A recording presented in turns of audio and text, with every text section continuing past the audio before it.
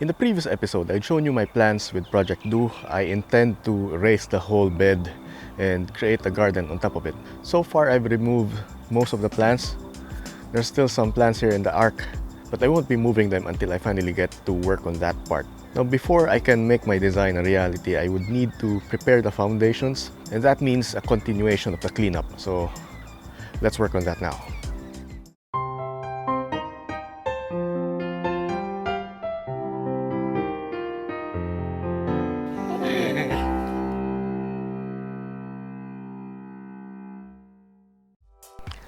There's a few things that I could do right now. First of which is maybe removing this white pebbles, the top dressing that I've used here, and start working on this little border, which means that I have to clean this up, remove some of the rocks, move them around and adjust. And as indicated in my design, I'm going to create a bunch of steps here just to gradually bring it up to the raised bed level. So this first step here would stay as is. The second one here would be probably half height. And the third would be full height. So I'd be raising this third step to somewhere around here. The second would be somewhere in the middle, and it's a gradual slope. I have no plans of raising this section because this part here is a favorite of my kids. They love this little nook, this little space where the trucks are. And yeah, it would be nice to keep it intact. What color are the stones then? White. White. And what color is your truck? Yellow. Yellow and... Yeah. Black. Yay, yellow and black. Yeah. Yeah, Nikki. Wow. Yeah. Yeah. Good job. Something else that I'd have to do is to remove all of these rocks that I have used as liner on the edge and use them to create the rest of the borders. In their place, I'm going to lay down these timber planks that you see here. I think that should be enough to hold them down, or at least to hold down the soil, preventing it from spilling over to the other part of the house. As you can imagine, there's lots of heavy lifting involved. And while I figure out where to place all of these rocks, I'm just temporarily shifting them to that area. That way I could have the free space to work and move the rocks already. So let's go.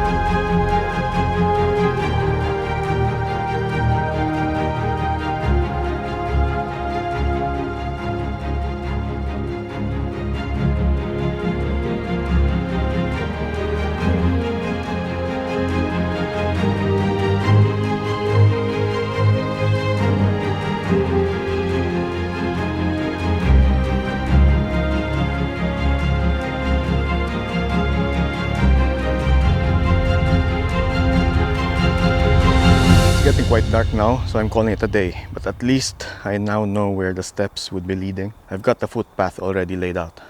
This is the part that I hate about this season. There's not enough daylight to go around.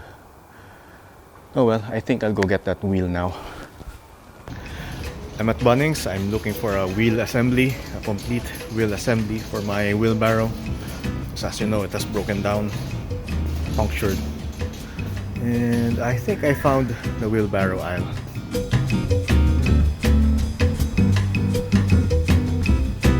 I know that my wheelbarrow takes 16 by 4 and this one 4.8 and this one and this one.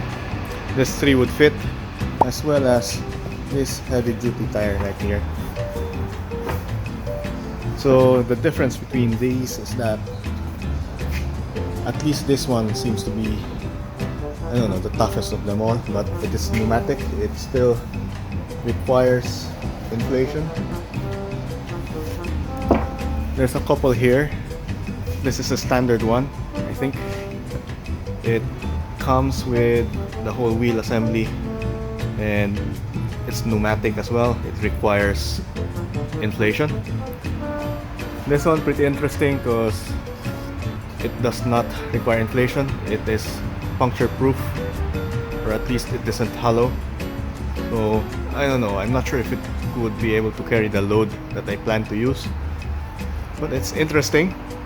And besides, the problem that I have right now is the puncture. I'm not sure how it happened, but I think it's probably a nail, so I might go with this one.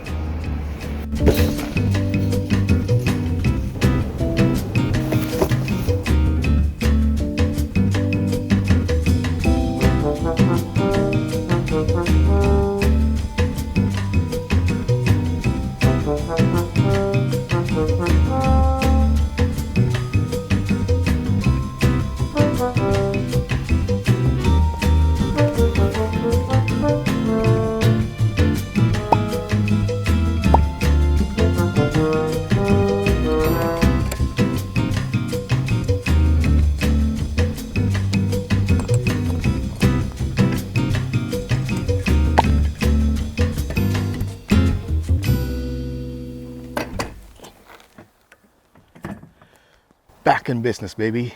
With the wheelbarrow problem out of the way, I can now resume work on Project Deux.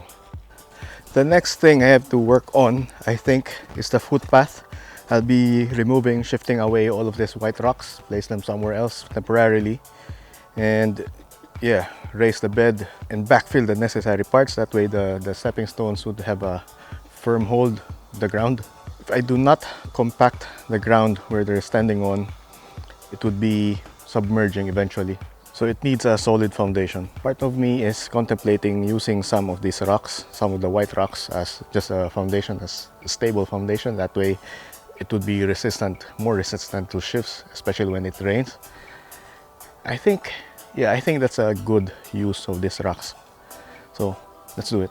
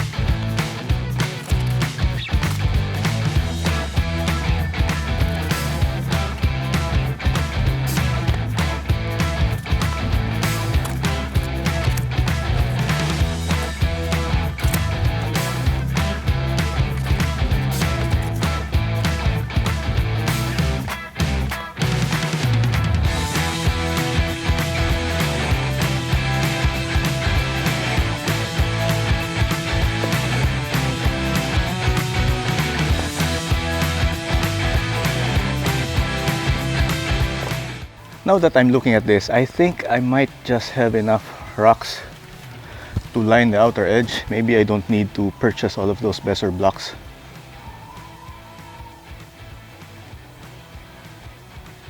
I'll take some measurements. From end to end, this is about 4.8 meters. From front to back, it is 2.4 meters. And I probably need a height of around 0.25 meters.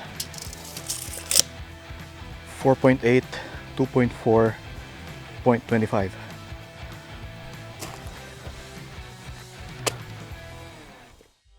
It's time for some planning. I took a measurement of the length of the entire stretch of the fence, or at least the stretch of the fence that would be occupied by Project Deux, and what I got was 4.8 meters. Looking at the Bunnings website, the Besser blocks are about 0.39 meters in width, height of half of that, which is 0.19, and a depth of 0.19, so it's half. If I got those, I think I would need to stack them two blocks high, and to fill up the entire stretch, the entire length, I would need about 12 blocks. Let me double check. 4.8 meters divided by 0.39, 12.3 to be exact. So I will need 12 blocks, and stacking them too high means I would need 24, and each of those blocks cost around 3.8. That means that I will need to spend about $91, 91.2 to be precise. That's a lot of cash. Now, this got me thinking, since I have started removing these rocks, these large volcanic rocks, I came to realize that I have a whole lot of them, and maybe I could just reuse them, use them as the backing, the edge at the back, instead of Besser blocks. And I think I have more than enough of them. So yeah, that would save me about $90 just for that. I think it's a good alternative. And besides, who wouldn't want to save that much money, man? The next thing I have to figure out is how much soil I would need to backfill this entire spot. I also took a measurement of the length, the width, and the height, just so I could determine the volume. And according to my calculations, again, the length was 4.8. The depth from the fence to the front is about 2.4. And I'm thinking of using about 1/4 meter high. That's 0.25. And this gives me a figure of 2.8 cubic meters. 2.8 cubic meters, and that's assuming that everything is empty and the rocks are not taking up space. And then there's also this footpath here. So I think a fair assessment would be that I should just get 2.5 cubic meters. I'm just cutting it by 0.3, which isn't that much actually. If you look at my garden right now, there's already a whole lot of it already covered with soil, already elevated, which means that I could probably even go down all the way to 2 cubic meters. But I won't do that because I think it's better to be safe and have extra soil, especially if I do decide to replace some of this soil here, because I'm not really happy with the soil mix that I used here. This is one of my earlier batches, and that soil mix is rather barky, rather woody, so there's a bit of drainage problem. So when I eventually deconstruct this arc, I'm going to spread that soil, use it as the lower base, and top the entire thing with the new soil. Yeah, now that I think about it, 2 cubic meters would be a safer bet. And I usually do a mix of 1:1 regular soil to scoria. So all I really have to do is to order a cubic meter of each. There's a part of me that wants to order a whole lot of them, maybe 3 or 4 cubic meters in all, because I would be working on the other parts of the garden anyway in the future. But that means that I would be shoveling a whole lot of soil, and I'll be doing that on my own, alone. And we're approaching winter, which means that it would be cold outside and the days would be shorter. And not a lot of time for me to do that. So maybe I'll just stick with 2 cubic meters. That would be an easier job, and I would be able to dispose of them, use them all right away here, and I'll just order another batch when I need them. So I better get on to Soilworks and let them know about my needs. No, I don't want to waste the rest of this beautiful day by doing nothing. I think I'm going to move the rocks now, put them at the back, be the border. That way, when I put the soil, when I receive the soil, I could just wheel them in and worry about nothing else. So let's do that.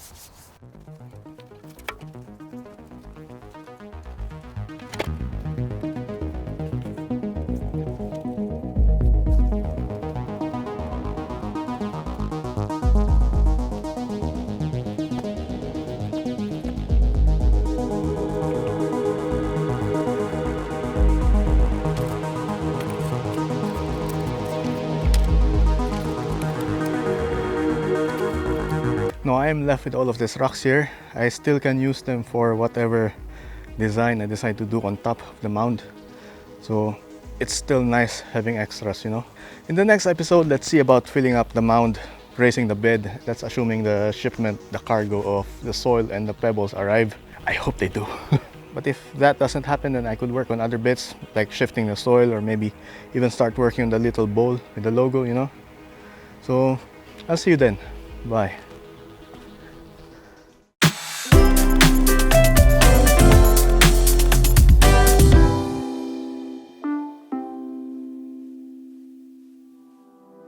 Cerriscapades is made possible with the support of my Patreon sponsors. Patreon allows you to support content creators like me with a small monthly donation. You can pledge your support by heading over to patreon.com/Cerriscapades.